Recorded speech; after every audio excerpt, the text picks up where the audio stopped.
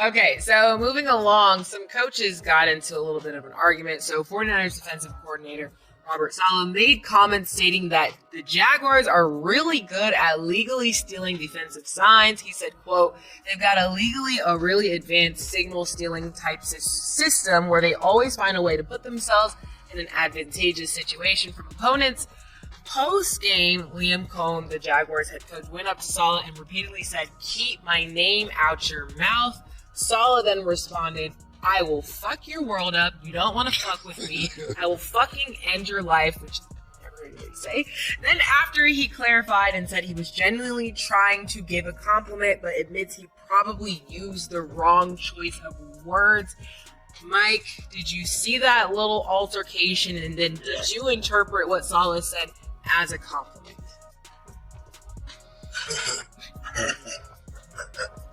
No, it was oxymoronic. Oh shit, murder. Oxymoronic. Oxymoronic, yo. Yo, Mike, Nick, you done went back, Nick, Mike. when we do these shows, start putting this shit at the bottom of the screen. When he anomaly, put this shit at the bottom of the screen like we learning. We gonna turn this shit educational. Tantamount. Yeah, oxymoronic. Go ahead, Mike.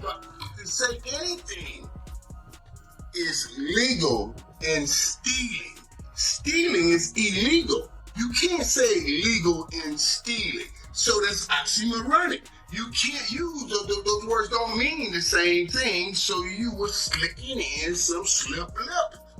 And that's what Neil said. I want to bust your lip. You keep slipping in that slip lip. But now, I'm surprised that I haven't heard about a fine for Saul threatening. It's one thing to talk about sign stealing. There's another thing to talk about how in your life on a football field, coach to coach. I think the NFL should step in and say something or do something about that.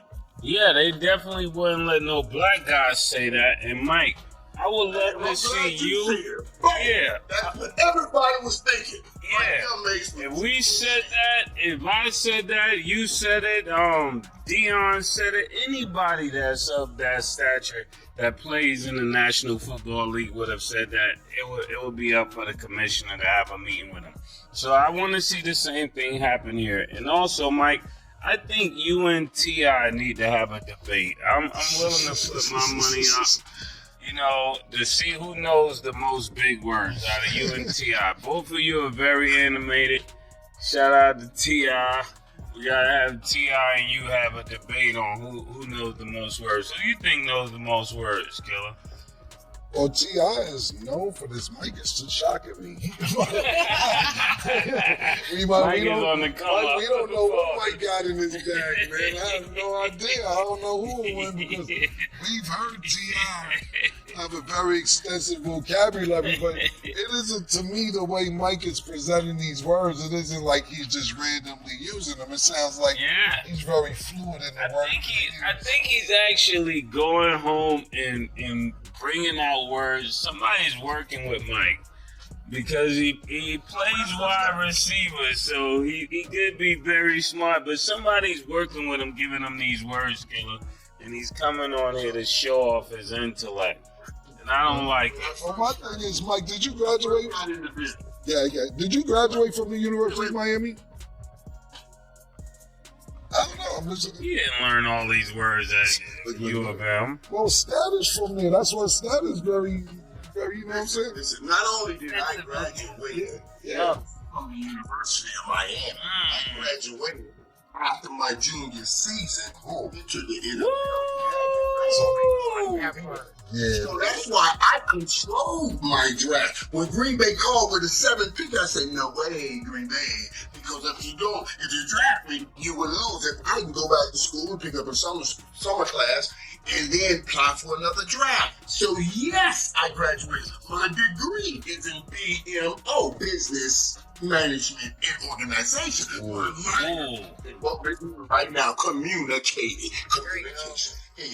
Talk, Mike. I don't know. You like that? Put Cam in his place. I think he need to put you in your place. I was just trying. You asked me who I had my money on. I had to get a background check on the nigga. Now my money might go on Mike. Yo, with you and your play, I was in the background check. You graduated as a junior, but what was your GPA? Good enough to get drafted?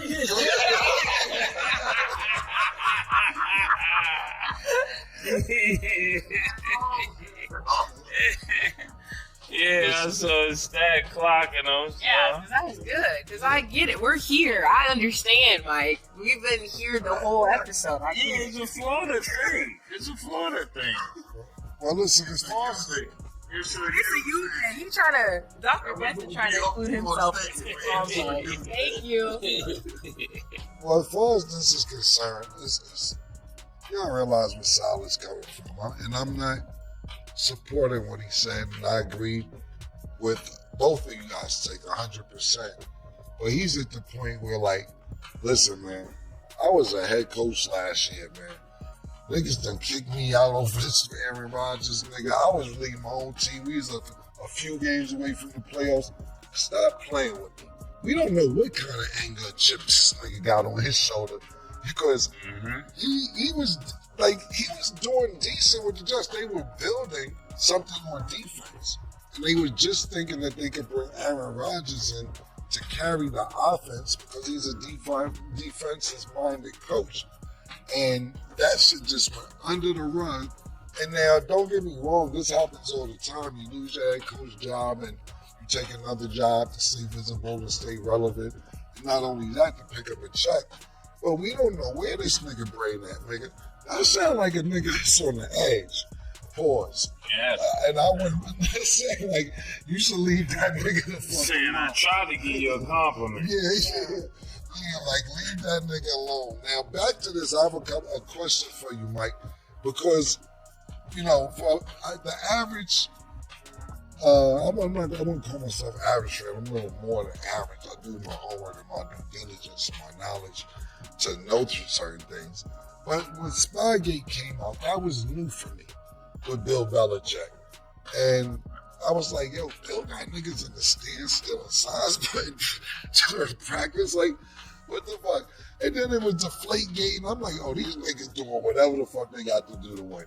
But back to Spygate, how often does sign stealing or things like this happen in the NFL, right?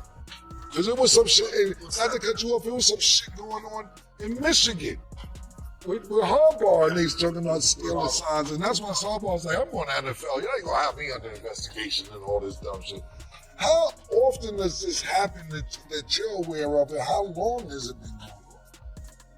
Forever. Okay. Forever. And it happens every play of every game. Every play.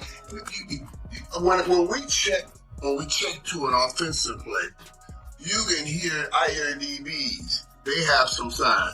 Sky. Most places that means cover 3. I know. You know what I mean? Or if I see them pointing, that's cover 3. I'm like, I'm getting this ball. I'm about to get this ball. We all do it.